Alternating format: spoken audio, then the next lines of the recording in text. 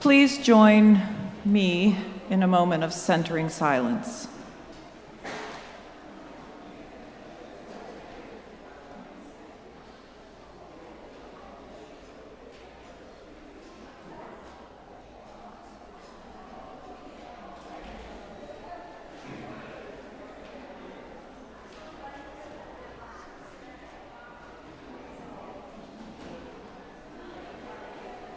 And now let's join our voices together in our ingathering hymn, This Little Light of Mine, and we're going to sing this refrain 3 times.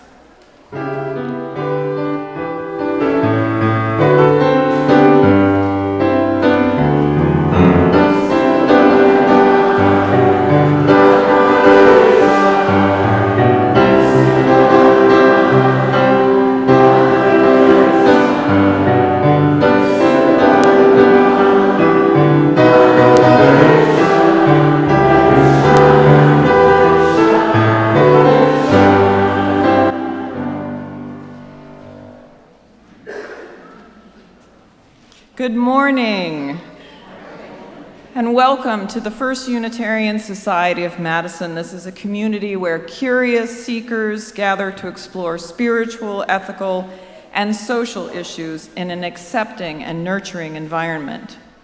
Unitarian Universalism supports the freedom of conscience of each individual as together we seek to be a force for transformation in the world. My name is Beth Binhammer, and on behalf of the congregation, I'd like to extend a welcome to all and a special welcome to visitors. We are a welcoming congregation, so whoever you are and wherever you happen to be on your life journey, we celebrate your presence among us. Newcomers are encouraged to stay for our fellowship hour after the service to visit the library, which is directly across from the center doors of this auditorium. Bring your drinks and your questions. Members of our staff and lay ministry will be on hand to welcome you. You may also look for persons holding teal stoneware coffee mugs. These are FUS members knowledgeable about our faith community who would love to visit with you. Usually this is the time where I announce something about experienced guides giving tours for our building, but we don't have a guide signed up for this morning.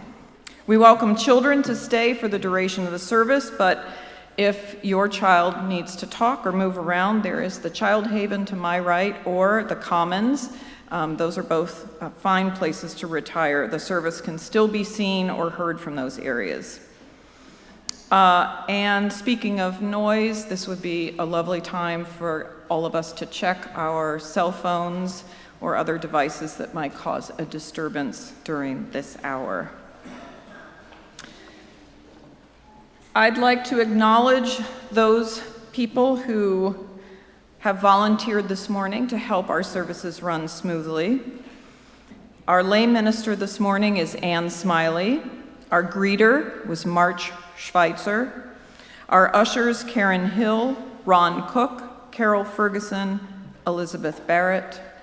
Hospitality, or coffee, Jean Hills. And Orchid Care this week was Nancy Webster. Thanks to all.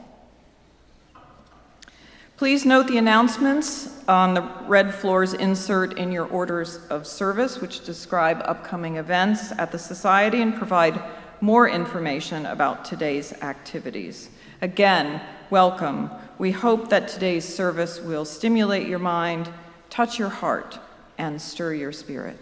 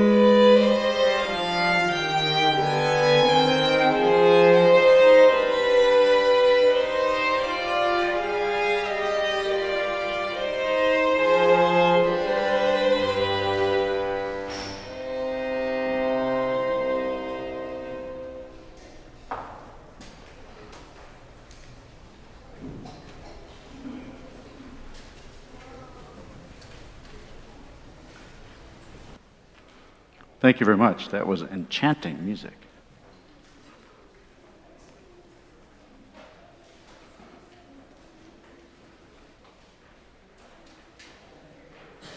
If you would, please turn to number 444 for a responsive reading.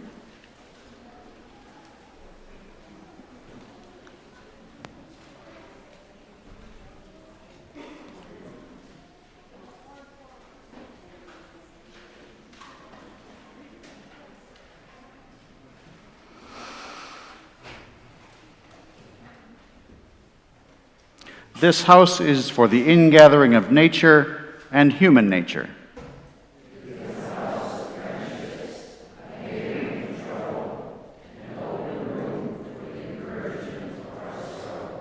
It is a house of freedom, guarding the dignity and worth of every person.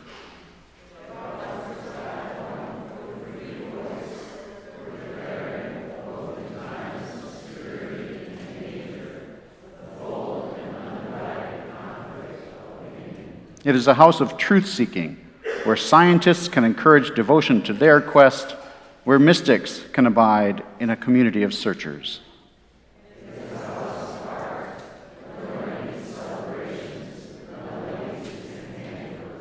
It is a house of prophecy, outrunning times past and times present, in visions of growth and progress.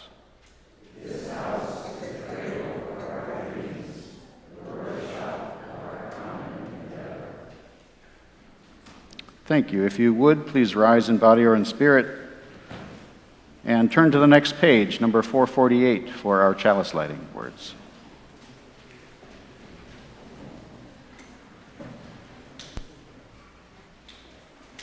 We gather this hour as people of faith, with joys and sorrows, gifts and needs.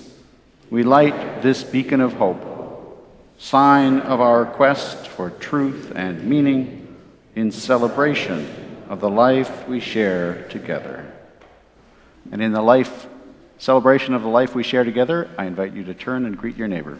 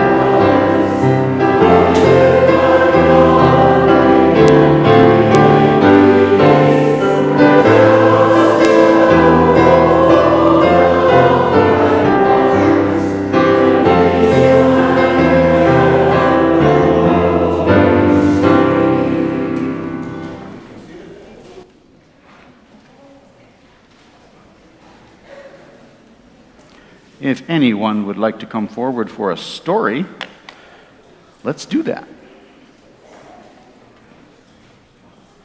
Anybody want to hear a story?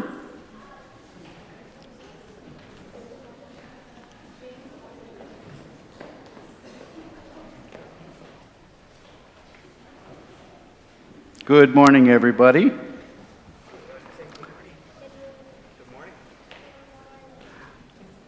What a lot of kids. I'll bet there's someone among you who has a grandmother. Anybody? A grandma? Yeah? Do you have a special name you call your grandma? Just shout it out.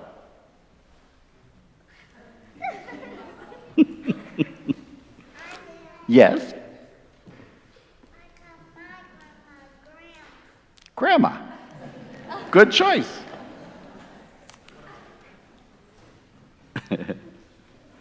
Well, some people call grandma abuela. Some people call... Yeah. And some people call grandma granny. I had a granny once. She liked being called granny. And I had a little daughter, too, about your age. And this story is about a little girl and her great-grandmother. And that she joins her great-grandmother as she goes to vote. Does anybody know what it means to vote? Yes? You vote for the president. Yeah, like the president. You choose who you're going to, want to be president. You choose who you want to be president. Fill out a ballot. And fill out a ballot, yes? It's when, in some way people speak and then the majority of the people win.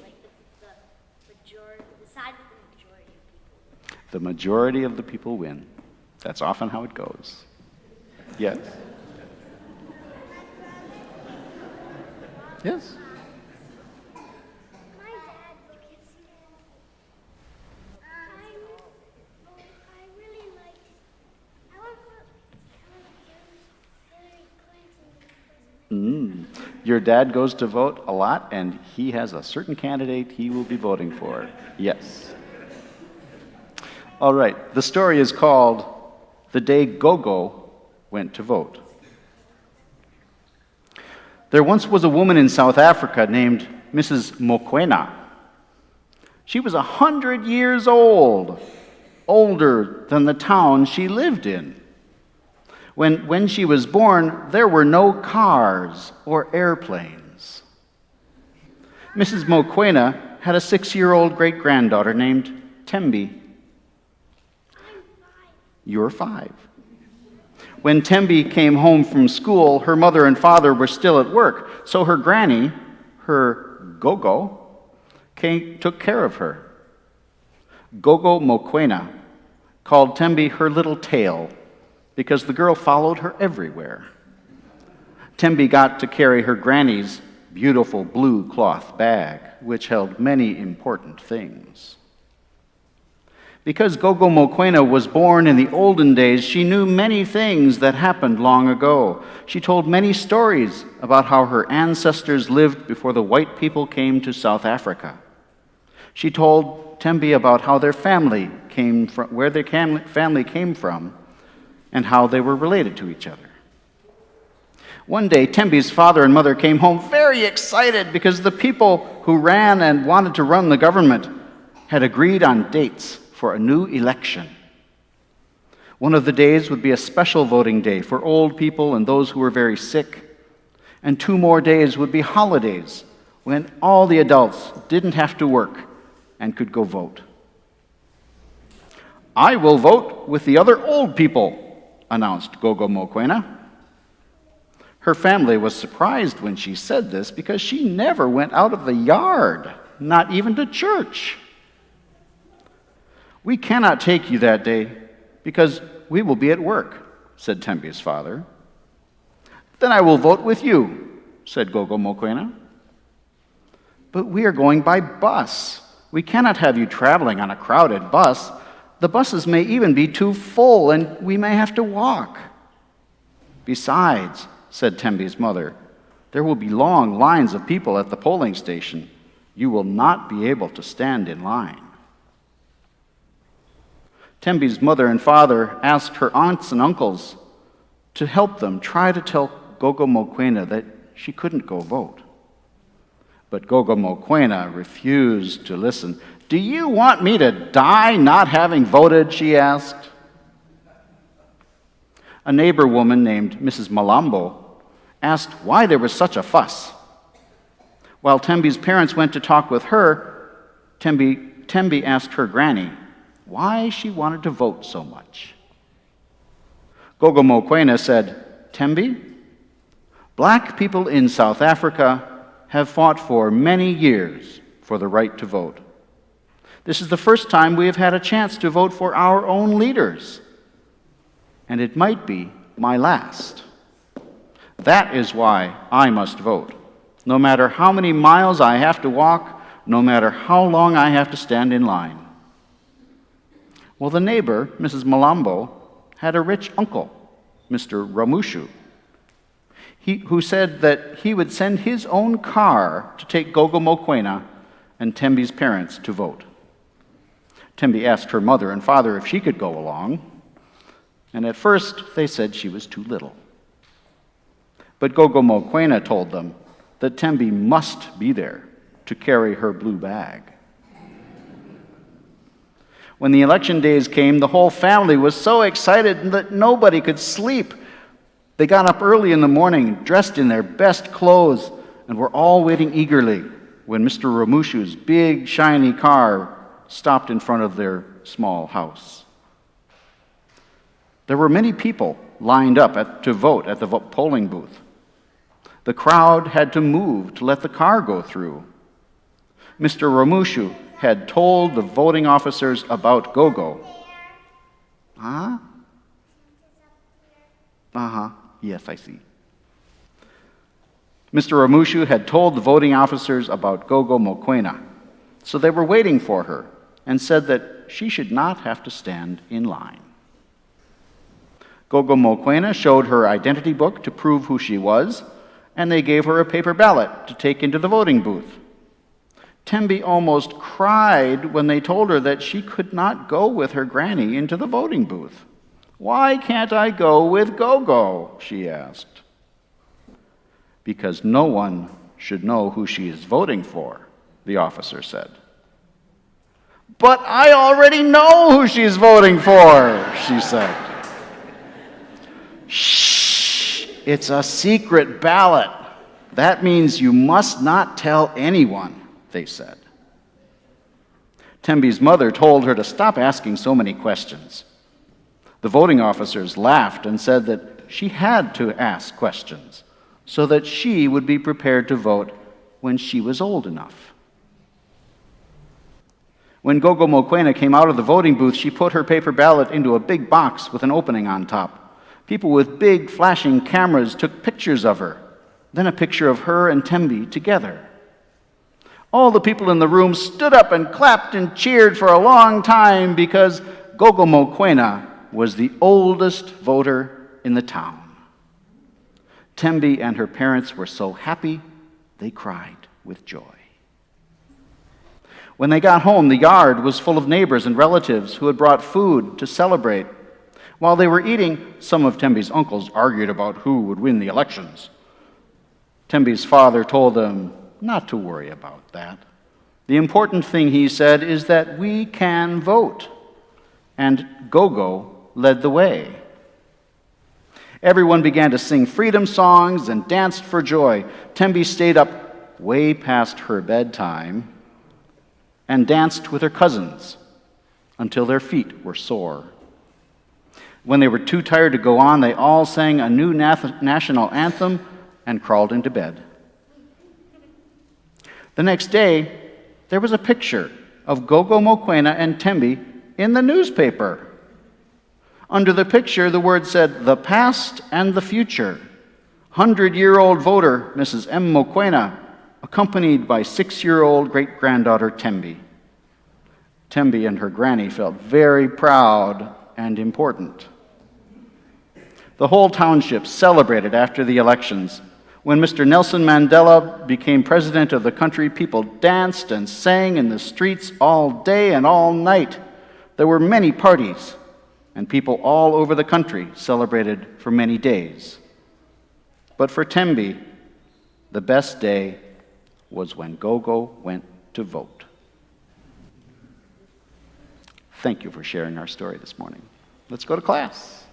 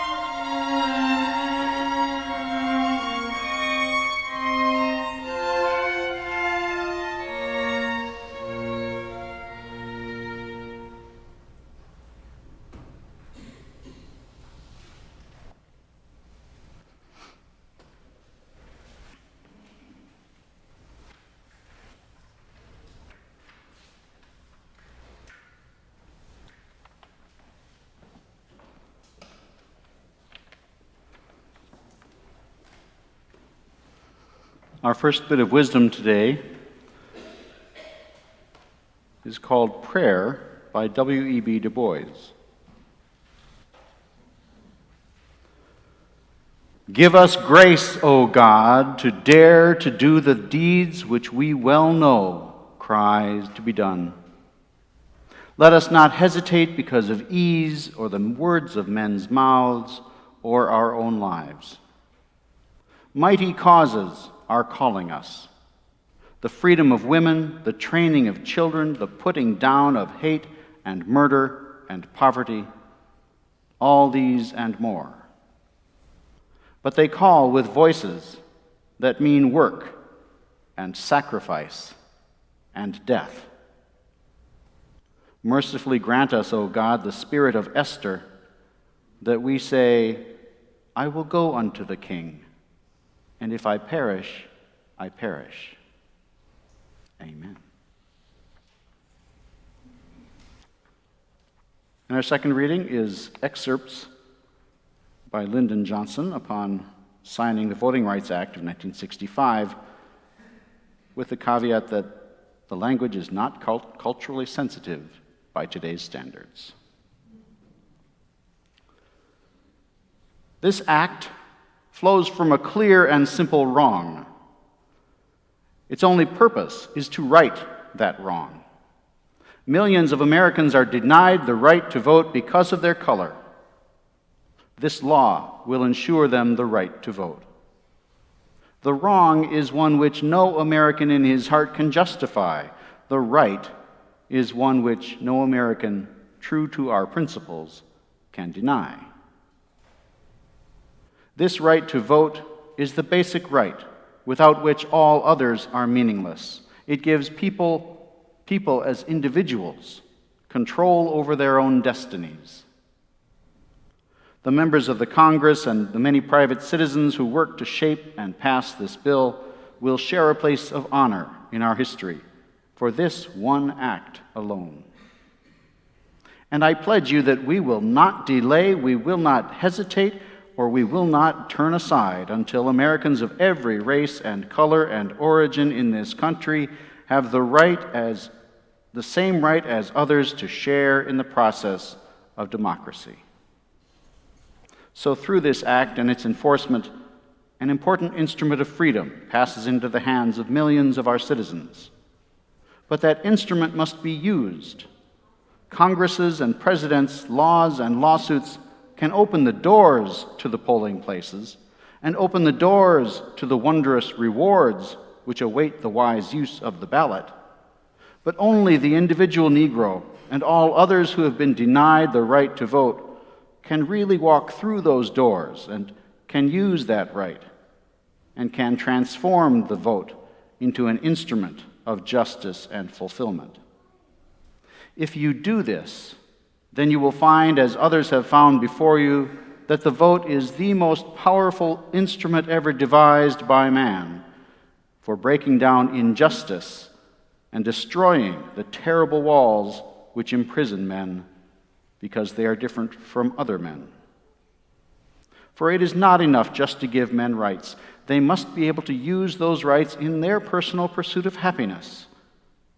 The wounds and the weaknesses, the outward walls and the inward scars which diminish achievement are the work of American society. We all now must help to end them. The central fact of American civilization, one so hard for others to understand, is that freedom and justice and the dignity of man are not just words to us. We believe in them. Under all the growth and the tumult and abundance, we believe. And so, as long as some among us are oppressed, and we are part of that oppression, it must blunt our faith and sap the strength of our high purpose. Thus, this is a victory for the freedom of the American Negro, but it is also a victory for the freedom of the American nation. And every family across this great, entire, searching land will live stronger in liberty, will live more splendid in expectation, and will be prouder to be American because of the act that you have passed and that I will sign today.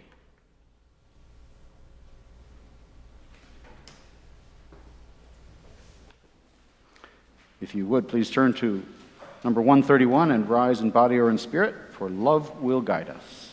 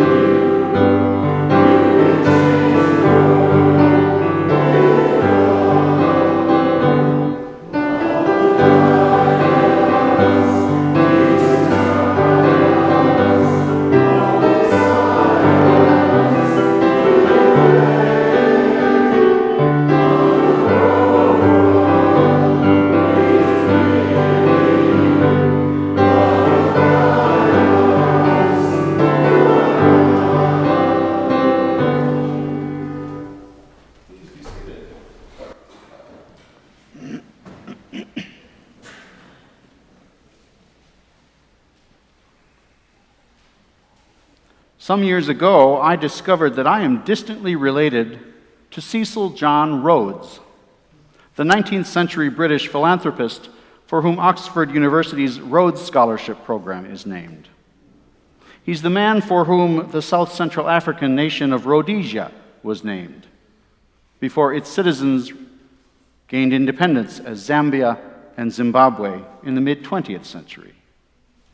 Cecil John Rhodes was a politician and an international businessman. He was a diamond magnate, a founder of De Beers Consolidated Mines. He was a British imperialist and one of the architects of the system of segregation called apartheid.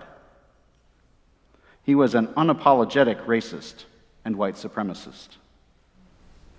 A quick online search of his life reveals a fascinating, horrifying chapter in world history when European empires vied for political, geographic, and economic control of Africa at the expense of the continent's original inhabitants. So I consider today's story for all ages, and the real-life experiences it represents, both instructive for all and curiously satisfying for me. At one point in my life, I had a young daughter and an aging granny. At another time, I witnessed on television the dismantling of apartheid. And I can only imagine how exciting, frightening, and powerful that experience must have been for every South African voting in 1994.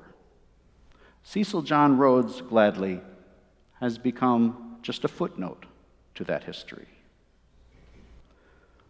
Today, 1 week after our Black Lives Matter weekend, 2 weeks before our own national election, I thought it appropriate to consider the fundamental right of suffrage. Since this nation's birth, the right to vote has never been a given, except for the wealthy white men in power.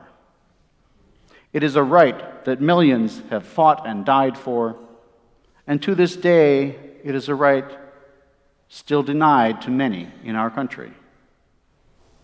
Our nation was founded as a republic based on constitutional laws that apply to all. Democracy in 1787 was considered a dirty word. It was understood as mob rule and the fuel for the bloody French Revolution. Here, today, we are bound by the rule of law, not public opinion. We are subject to the law until we make the effort to change it. Our republic does operate, though, using democratic principles and processes, however flawed they may be. The electoral process, in my opinion, should be empowering to all of us, but it isn't. It should reinforce, as part of our human identity, one of the first lessons we learn as toddlers, that we have choices, and that our choices can influence our world. If we choose to drop a toy on the ground and somebody picks it up, we have influenced our world with our choice. Every one of us, as United States citizens pursuing life, liberty, and happiness, has a stake in choosing who will represent us, who will serve us in public office. Just like black South Africans in 1994, like Gogo Mokoena, indeed like every adult on earth, no matter what our political leanings, each of us deserves to have our voice heard. And we'll set aside for a moment, for another conversation, the theory and practice of the Electoral College. The right to vote is foundational to the democratic process, as Churchill pointed out. You and I entering the voting booth and making our mark, declaring with our voices our choices. As you heard, in 1965, President Lyndon Johnson called this right to vote the basic right, without which all others are meaningless. It gives people control over their own destinies and is the most powerful instrument ever devised for breaking down injustice and destroying the walls between us. So the vote is a fundamental honor and obligation of citizenship, But why? Why is it so potent? Because, said Johnson, we as Americans believe that freedom, justice, and dignity are more than just words. They are ideals that we as citizens strive to achieve. In 1993, President Bill Clinton strove toward these ideals when he nominated the noted scholar and attorney Lani Guinier as Assistant Attorney General for Civil Rights. He withdrew her nomination shortly thereafter under pressure from political conservatives. Guinier considered the whole experience a civil rights setback of monumental proportions. In the introduction to her book, Lift Every Voice, she says this about our role as citizens in the political process. Participation matters, after all. A seat at the table and a voice at the podium enables each of us to become part of something larger than ourselves. Participation as citizens, she says, nourishes and supports us as individuals and as a community, helps us reach our full potential, reinforces our dignity and sense of purpose in something transcendent, even if we try and fail. And it helps us to understand that our voices are better heard when we speak plainly and collectively. Historic though it was, the 15th Amendment to the Constitution, granting men of color the right to vote, was just one step in extending the right to every citizen. Women gained the vote in 1920 with ratification of the 19th Amendment. And yet, poll taxes, literacy tests, and other obstacles remained until passage of various civil rights acts, culminating in the Voting Rights Act of 1965 and subsequent amendments to it. But voter suppression is still very real among economically disadvantaged, the incarcerated, senior citizens, and persons of color, even here in Wisconsin. A voter identification requirement signed into law in 2011 to prevent a specious voter fraud issue has been ruled in courts across the country as discriminatory and unconstitutional, and yet here it has been allowed to stand. Author Ari Berman asserted this past week in The Nation magazine that this year voters are lacking crucial protections because this is the first presidential election in 50 years without the full provisions of the Voting Rights Act. It's incredibly unlikely there will be widespread voter fraud on Election Day, he says, but there will be eligible voters who show up to vote and are turned away at the polls. That's the real threat to election integrity we should be focusing on. While I am a middle-aged white male, I am doing my best to learn about white privilege and combating systemic racism. Here's a popular metaphor of one thing that I've learned. It doesn't matter if you did or didn't intend to drop a brick on my foot. The impact is that my foot is broken.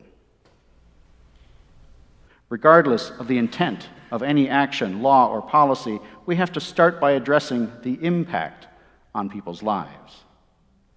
The impact of this voter ID law is that persons of color and others in our state are actively being disenfranchised.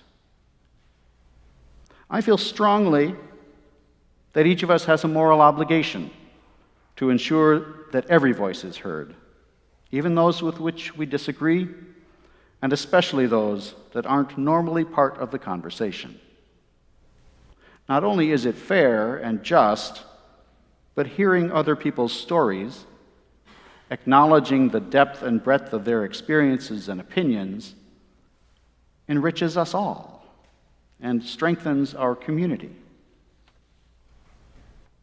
Lyndon Johnson said that we all have a responsibility to help end the wounds and the weaknesses, the outward walls and the inward scars afflicting our society.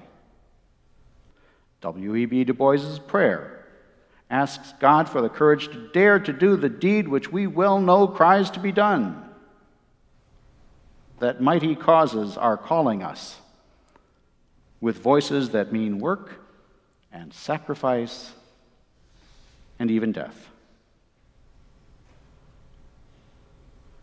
Unitarian Universalists have long heeded that call.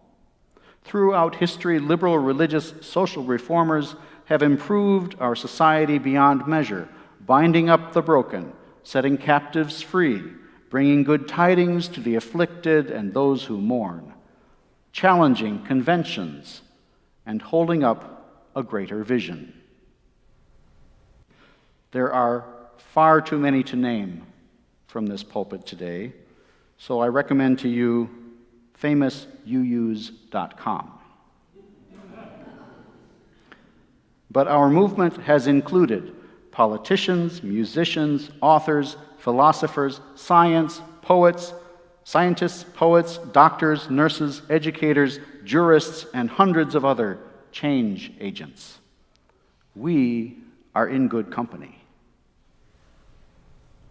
Since our 7 principles were crafted 30 years ago, we have explicitly championed the right of conscience and the use of the democratic process. Long before that, our religious forebears called for the primacy of freedom, reason, and tolerance, and they worked to make it so. This house of ours, as we affirmed in our opening words, is a platform for the free voice, for declaring the full and undivided conflict of opinion. Locally and nationally, we've also declared ourselves people of love and justice. Our living religious tradition calls on us, as our sources and our songs suggest, to let love be our guide, to act on the side of love. Martin Luther King Jr. paraphrased Unitarian minister Theodore Parker when he said that the arc of the moral universe is long. And so it is. Lifting every voice is an ideal that in the end we may not fully realize. There are those who oppose it out of ignorance, fear, greed, or other human emotion. Still, it cries out to be done. But how, Eric? How do we help lift every voice? In many aspects, we already do. We just need to see other opportunities and do more. We lift others' voices, for example, when we fly prayer flags with the names of those who have died by racial violence. We lift others' voices when we make time and space available in our auditorium for presentations by marginalized people and those who work with them. We lift others' voices when we donate time or money to organizations serving the homeless, the abused, or the neglected. We lift others' voices when we join their organizations, those who know the issues best, and let them lead. We lift others' voices when we abolish racist mascots. We lift others' voices when we interrupt racist attacks, when we stand up to bullies, and when we help others understand the difference between intent and impact. We lift others' voices when we dial into, surf to, or pick up and read news sources outside the mainstream media. We lift others' voices when we ask the business owner of color down the block what she thinks is the highest priority for our neighborhood. We lift others' voices when we elect people who are gay, lesbian, bisexual, or transgender to the school board or other public office. We lift others' voices when we demand greater access to and public funding for health care, including mental health care. We lift others' voices when we teach our children that they deserve respect. We lift others' voices when we feel safe enough to question our own assumptions about gender, race, or physical ability, when we see and address our own biases. We lift others' voices when we are willing to just shut up, pay attention, and listen to others' stories. Think of something you could do. Regarding this election, there's still time to get out the vote. Contact the Dane County League of Women Voters to compare candidates' answers to questions. Get details on the League's website about registration and early voting throughout Dane County, such as what credentials you'll need to bring. Help your friends, relatives, neighbors, and strangers register and get to the polls. Volunteer to drive someone or watch their kids while they vote. And if you haven't already voted, of course, I urge you to do so on or before November 8th. And before our next set of elections, let's work to eliminate the voter ID law. Mighty causes are calling us. And while we may fall short or fail in our efforts to make life, liberty, and happiness real for all, the drive to fight for these ideals is part of our identity as Unitarian Universalists and as Americans. We must dare to do the deeds we know cry out to be done. And as we in this congregation strive to live with integrity, struggle with difficult questions, try to reflect to others our best selves, as we work for greater equity in our city, state, and nation, as we continue righting wrongs and building a land of peace and justice, may we embody the curiosity and love of Tembi, the wisdom and determination of Gogo Mokwena, and the courage and passion of all who have fought for civil rights before us. May we let our light shine. May we continue to have faith that love will guide us, that hope inside will lead the way. May we lift up our voices and sing to the power of the faith, hope, love, and joy within, so that others may hear us and feel empowered to raise theirs as well. So may it be.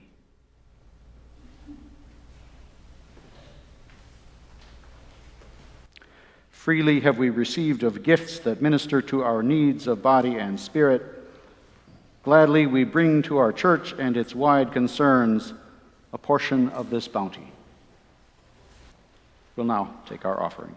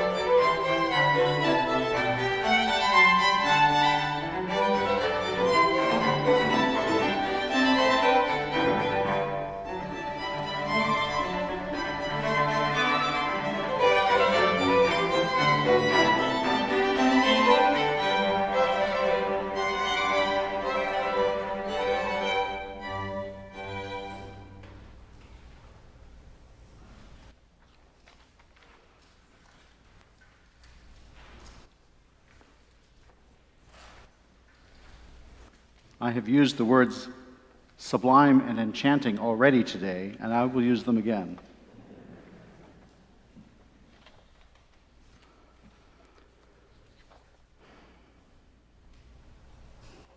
We gather each week a community of memory and hope. To this time and place, we bring our whole and at times our broken selves. We carry with us the joys and sorrows of the recent past and seek a place where they might be received, be celebrated, and be shared. We pause now to acknowledge Elizabeth Barrett's uncle, Arthur Chereda, who died this month after a long and loving life. We send healing thoughts and love to Paris Gomez for recovering from brain surgery. Tom Garver, recently undergoing carpal tunnel surgery. And Margaret Smith, who is recovering well from hip replacement surgery. Cards are welcome, she says. And in addition to those mentioned, we also acknowledge all those unarticulated joys and sorrows that remain among us and that as a community we hold with equal concern in our hearts. Let us now sit silently for a few moments in the spirit of empathy and hope.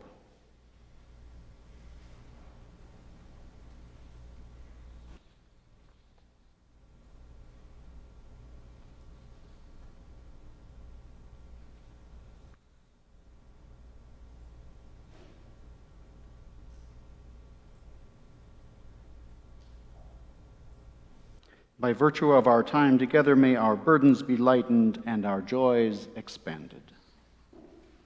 If you would, please join in our closing hymn, number 368, Rising in Body or in Spirit.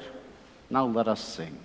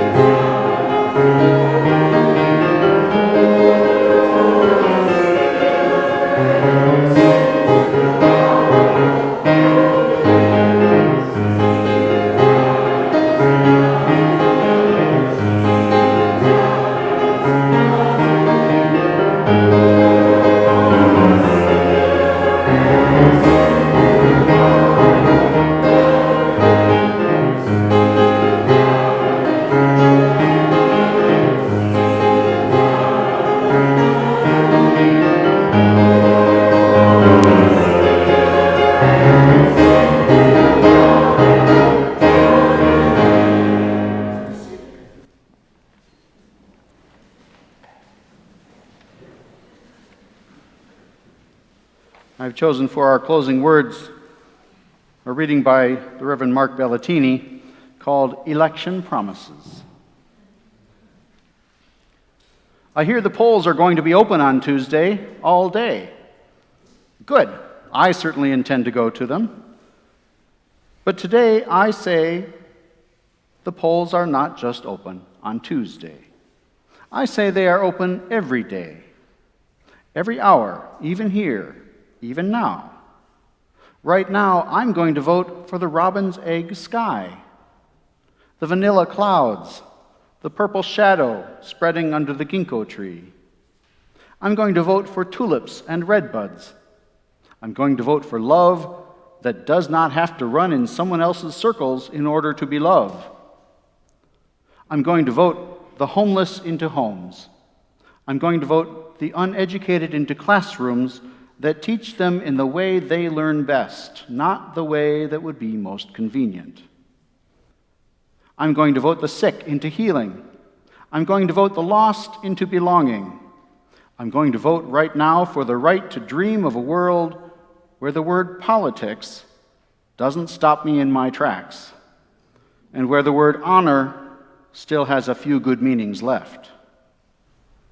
I'm going to vote right now for the power of free people to actually be free, no matter who they are, no matter who has abandoned them, no matter who hates them. I actually am going to vote for love. I'm going to vote for truthfulness as the norm, not the exception. I'm going to vote for a world that doesn't vote for killing, control, and swagger. I'm going to vote for you. I'm going to vote for me. Right now, right here, silently, but for real. So as we leave this place and time together, let us dare to do the deed which we well know cries to be done. Let us work to fulfill the moral imperative to lift every voice, and let us commit ourselves to doing our civic duty, voting today and in the days ahead. Blessed be.